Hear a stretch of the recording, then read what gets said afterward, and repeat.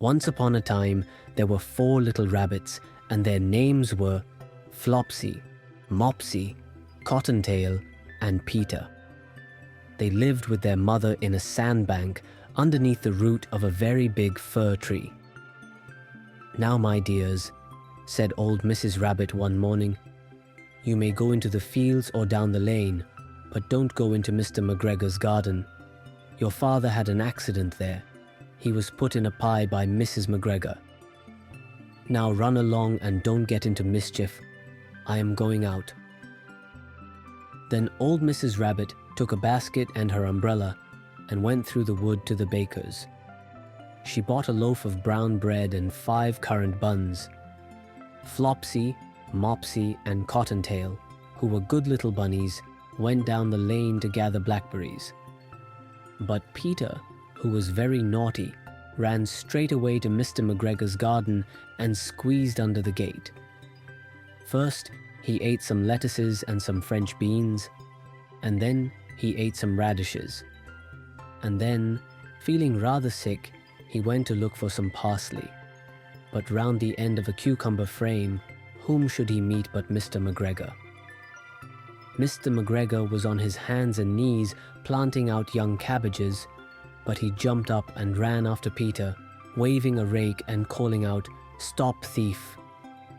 Peter was most dreadfully frightened. He rushed all over the garden, for he had forgotten the way back to the gate. He lost one of his shoes among the cabbages and the other shoe amongst the potatoes. After losing them, he ran on 4 legs and went faster, so that I think he might have got away altogether if he had not unfortunately run into a gooseberry net and got caught by the large buttons on his jacket. It was a blue jacket with brass buttons, quite new. Peter gave himself up for lost and shed big tears, but his sobs were overheard by some friendly sparrows who flew to him in great excitement and implored him to exert himself. Mr. McGregor came up with a sieve, which he intended to pop upon the top of Peter. But Peter wriggled out just in time, leaving his jacket behind him, and rushed into the tool shed and jumped into a can. It would have been a beautiful thing to hide in if it had not had so much water in it. Mr. McGregor was quite sure that Peter was somewhere in the tool shed, perhaps hidden underneath a flower pot.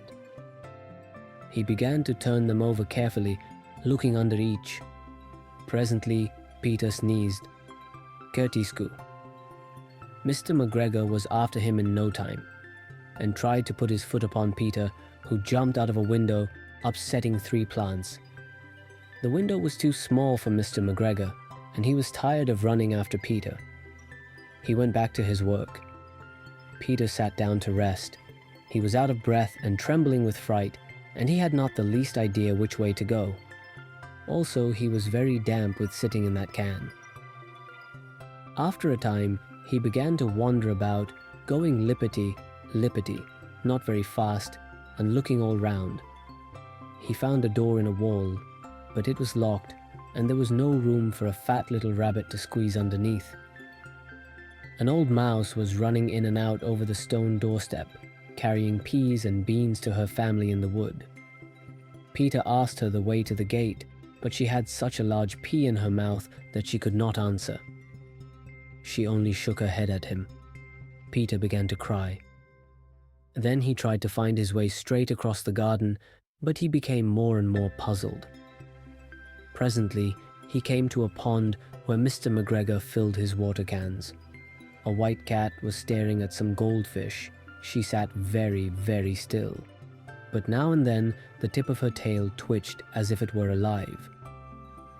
Peter thought it best to go away without speaking to her. He had heard about cats from his cousin, little Benjamin Bunny. He went back towards the tool shed, but suddenly, quite close to him, he heard the noise of a hoe. Scrr-rich, scratch, scratch, scritch. Peter scuttered underneath the bushes, but presently, as nothing happened, he came out and climbed upon a wheelbarrow and peeped over. The first thing he saw was Mr. McGregor hoeing onions.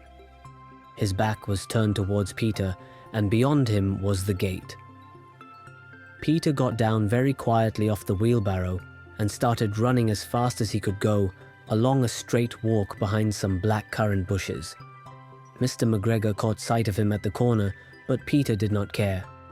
He slipped underneath the gate and was safe at last in the wood outside the garden. Mr. McGregor hung up the little jacket and the shoes for a scarecrow to frighten the blackbirds. Peter never stopped running or looked behind him till he got home to the big fir tree. He was so tired that he flopped down upon the nice soft sand on the floor of the rabbit hole and shut his eyes. His mother was busy cooking. She wondered what he had done with his clothes. It was the second little jacket and pair of shoes that Peter had lost in a fortnight. I am sorry to say that Peter was not very well during the evening. His mother put him to bed and made some chamomile tea, and she gave a dose of it to Peter, 1 tablespoonful to be taken at bedtime. But Flopsy, Mopsy, and Cottontail had bread and milk and blackberries for supper.